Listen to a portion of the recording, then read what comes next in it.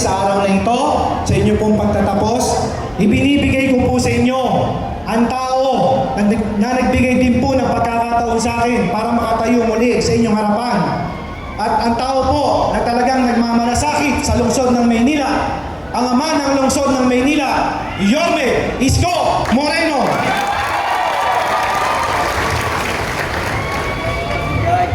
Opo kayo.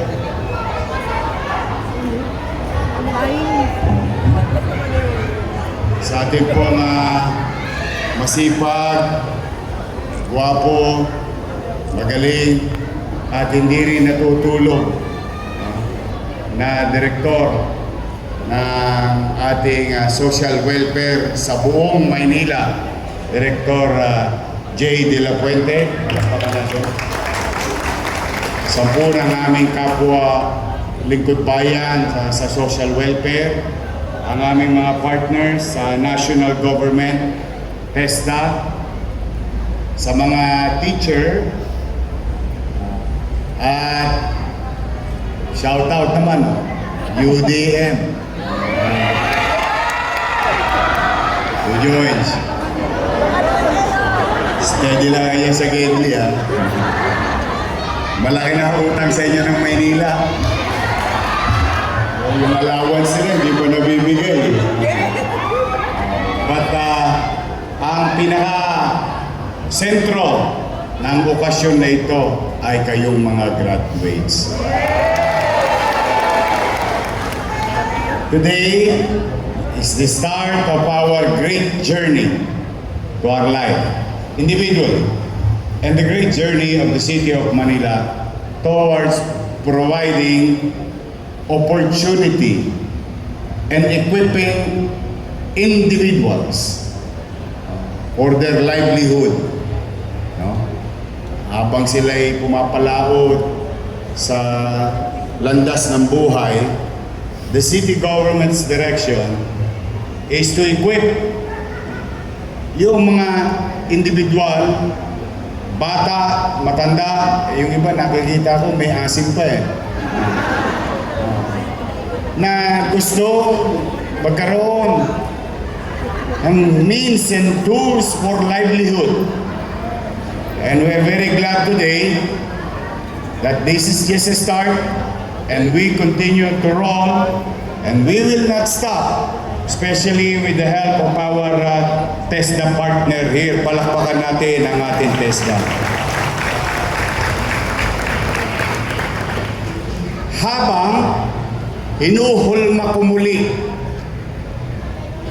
ang mga pulisiya kung saan ipinagbubuti natin ang pagpapatakbo ng pamahalaan upang sa ganoon ay bumukas muli ang lungsod ng Maynila at yakapin ang mga bagong negosyanteng babalik sa ating lungsod.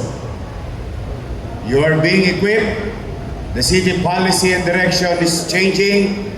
Going back on my first term's policy, welcome sila sa Maynila. Magnegosyo sila sa Maynila, maghanap buhay sila sa Maynila kasi kaming mga taga Maynila ay well equipped at ready to take their job opportunity. So, where two worlds meet, your constituency having tools and equipment, skills and knowledge, and the business atmosphere and trust is growing, then I think someday, somehow, we can honestly say that we made Manila great again. Kaya kayo naman na nabigyan ng pagkakataon ng pamahalaang lungsod, huwag tayo maging tulongges, ha? Dapat lagi lang tayong chill-chill lang. Steady lang tayo. Stay in the course. Stay in the course. Improve yourself. Better yourself. Once you have the opportunity already, excel from it. Huwag mong ikikipit balikat ang mga bagay-bagay lang. As you can see in the city of Manila, ultimo panghi, etchas sa sulok-sulok. We're giving attention to it. Small details, broken windows, filth, disorder, chaos. And of course, we will never forget and sleep apprehending Tolonges in the city of Manila. We wanted that way. Bakit? Lagi ko sinasabi, di bali tayong mahirap. Hindi natin kailangan maging dugyot. Di bali tayong mahirap, pero may karapatan tayong makapamuhay ng panatag at maaliwalas sa ating lungsod. There is opportunity, clean, and orderly manner of living in our city. We deserve those things sa ating pamahalaang lokal. Now, in return, na ang pakiusap ko sa inyo, na galingan ninyo sa inyong kanya-kanyang field of undertaking, sa mga magbubukas ng negosyo na inyong papasukan, sa mga kliyente o boss na inyong mamimit, don't take it lightly. Sayang. Sayang opportunity. Sayang. Who would thought? And if I may share to you, sinong mag-aakala na ang isang basurero at pagdating ng high school, promote niya ang sarili niya bilang sidecar boy. Basurero, sidecar boy, pwedeng maging mayor ng Maynila.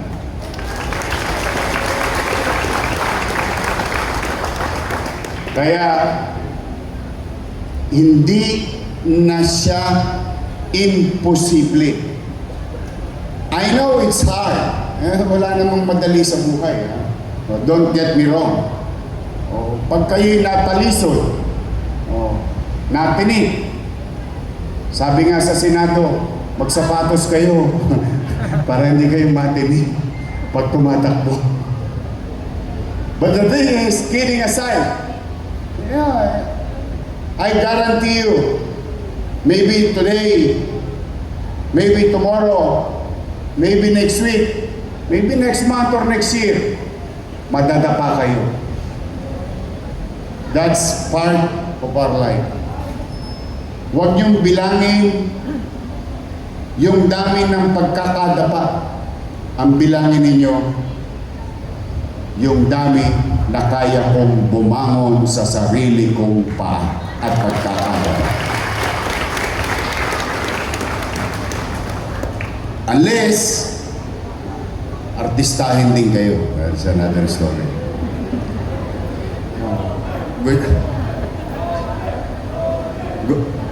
Ayun, meron pa sa Gately. Ayun. Mahal na mahal ko yan, mga taga-UDM. Sa totoo. Nahirapan lang ang syudad ngayon.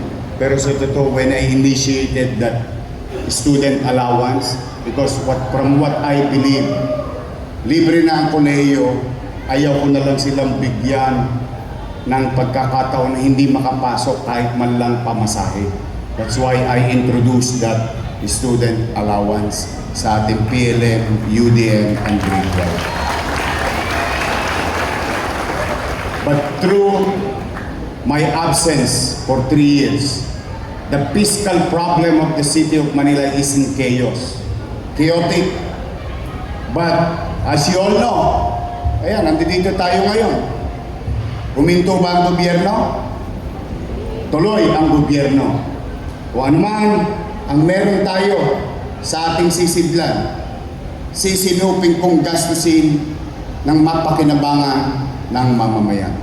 Kaya kayo, huwag niyong sayangin ang pagkakataon na ibigay sa inyo. Kayo naman, sa TESDA, sa ating social welfare. Go on, continue in our own little way. We will always support this kind of venture and activities to make our citizens productive in the city of Manila. Sa mag-aaral ng mga UDN, basta mag-aaral kayo maigi, ha? Sayang, okay naman.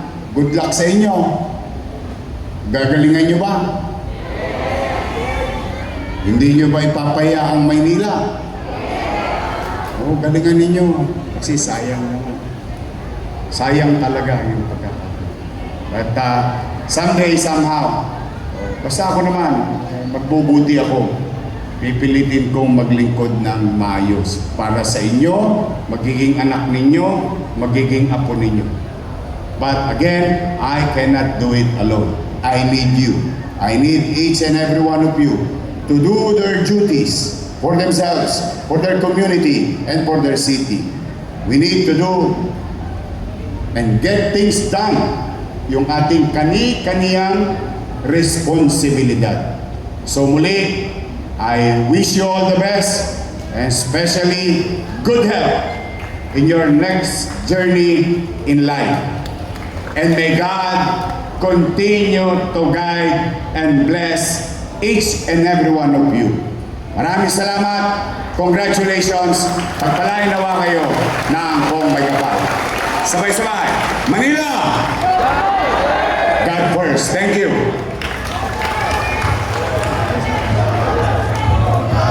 Thank you so much, Mayor, for coming over and gracing our affair and inspiring all of us. And now, to pay the recognition to the ones who have done very well and have been perseverant in their training, may we request our honored guests for the awarding of medals and certificates to the outstanding trainees. Honorable Mayor Francisca Isco Moreno de Mendoza, our Manila Department Social Welfare Director J. De La Fuente, and the District Director of TESTA Manila District Office. And now, for the Barista May Awardee, may we call on Mr. Kyle Vincent R. Hampado. Next in line is Ms. Dennis Hazel A. Endaya for June A.M. Chef Awardee. Mr. Mark Elijah C. Cinco, Mr. Lester D. Callow,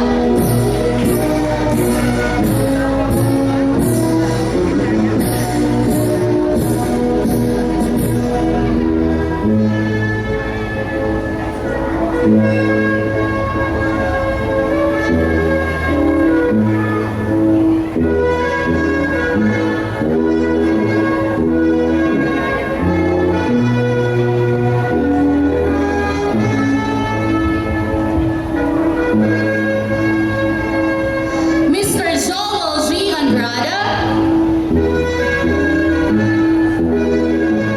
and the housekeeping awardees, Mr. Steve M.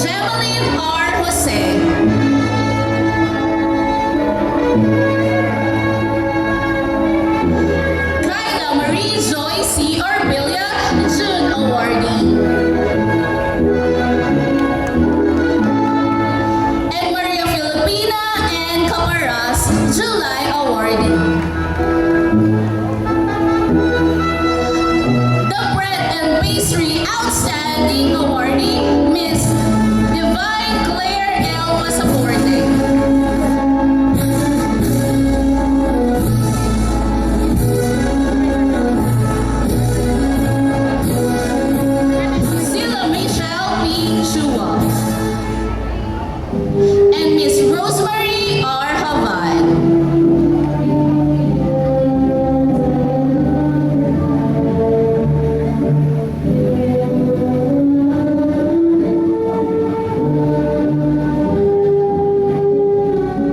For the cookery, outstanding trainees, Miss Shemelyn C. Mindanao for the month of May.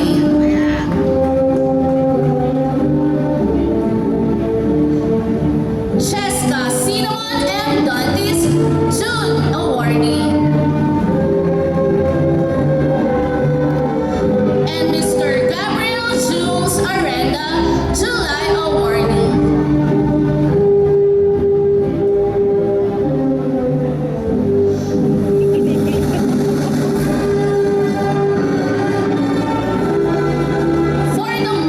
For the massage therapy outstanding awardee, Miss Kyler Ruth B. Fontanilla, April awardee. Leia M. Susana, April awardee.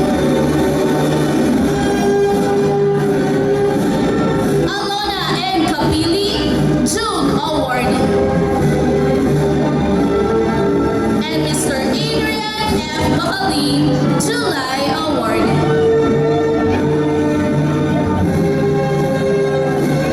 For the Hilot Massage Wellness, outstanding, Marjun L. Pentuan, May awardee.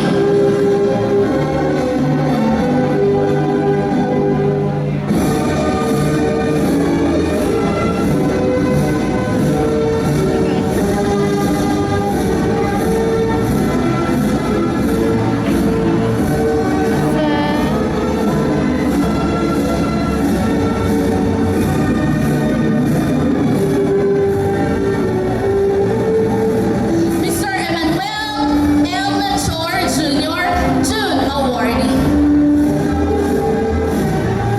And Miss Josephine D. Francisco, July awardee. For the beauty care, skin care, outstanding, Diane Ann A. Palomeras, May awardee.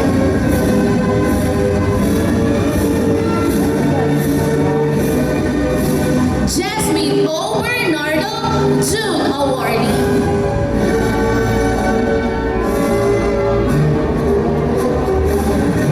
Beauty care, nail care, outstanding, Catherine May Hustares.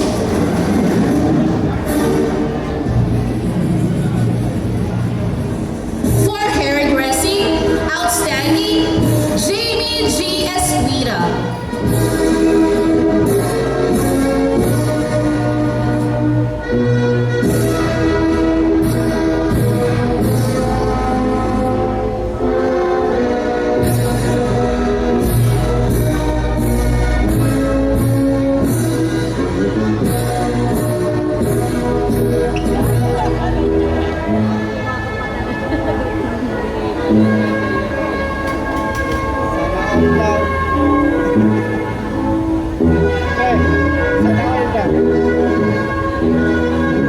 Jana Alexandra L.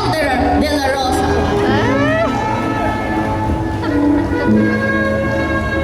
And lastly, the unisex hair cutting outstanding, Andrew Bonin L. Santiago.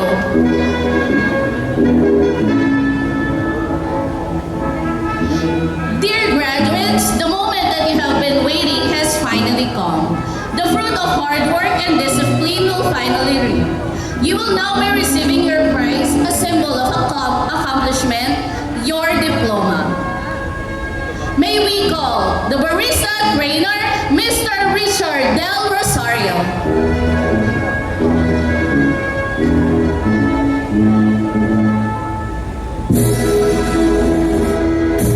Barista graduates Abog Saldi Jones, Agulto Misha, Andrada Joel, Abilino John, Piagtan Cordelia, Celso John Ray, De La Torre Remo, Diana Alex, Domingo Princess Charming, Edik Louis Mark, Francisco Stanley Marks, Berta Edmundo, Kakayan Carlo Miguel, Hopona Matthew Josh, Julian Giro Luna Ray, Manawis Jovan Ayrol, Mateo Gianpaulo, Odias Rachel, Palomia John Daniel, Pamintuan Chris Baden, Pason Rex, Pastoral Alci, Pelino Chris Justin, Pizarro April Rose, Rabaya Joshua, Ramos Doridain, Rabela Albert, Rosero Jerry Lisey, Rodas Micaela, Rojas Gloria May, Salonga Charmaine, Sanchez Jessa Marie, Santos Jean Paul, San Vice Gaylord T. Takihiro, and Villalobos Shaira.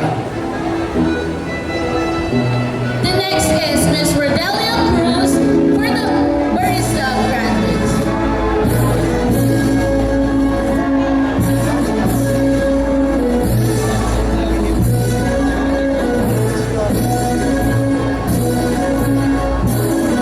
Ma'am Rodelia Cruz for Barista graduates.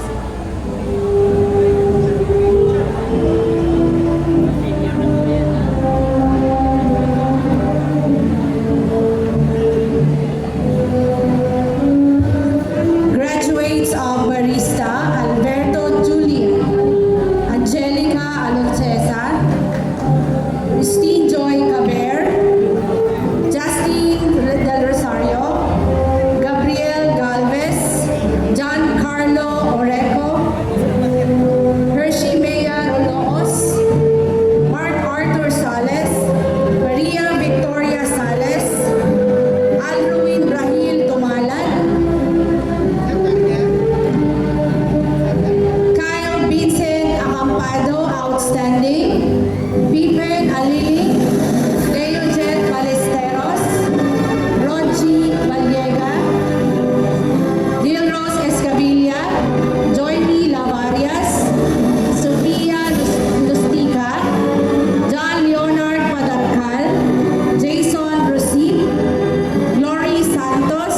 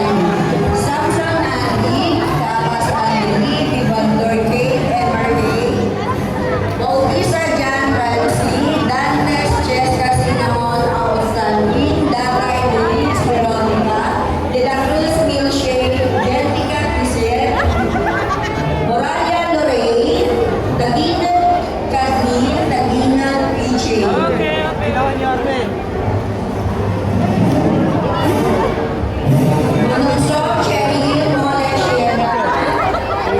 Santos Valerie Santos Damasbo. And Victoria Melvin. The Puri graduates with their trainer, Miss Terry Anibal.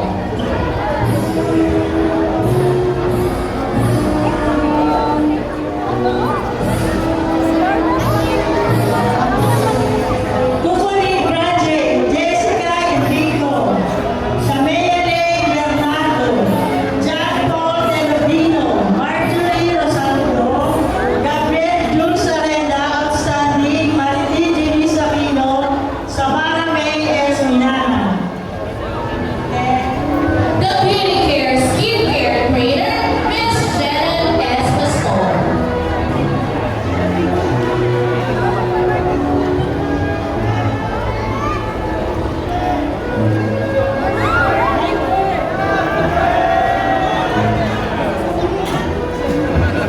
Unicare Skincare graduates, Bernardino Jasmine, Leocampo Marjorie, Ponce Mary Grace, Amorbe Mary Apple, Lee Nathaniel, Rosina Catherine May, Palomares Diane Ann. Thank you. The Beauty Care Nail Care and Hair Piercing trainer, Miss Melinda V. Castillo.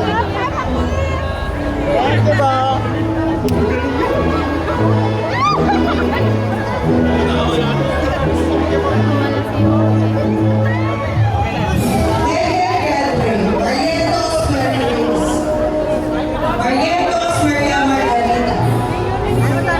Norco Elizabeth.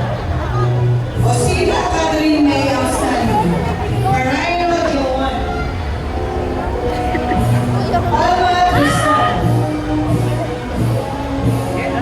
Hairdressing graduate. Opi. Artista Jamie outstanding.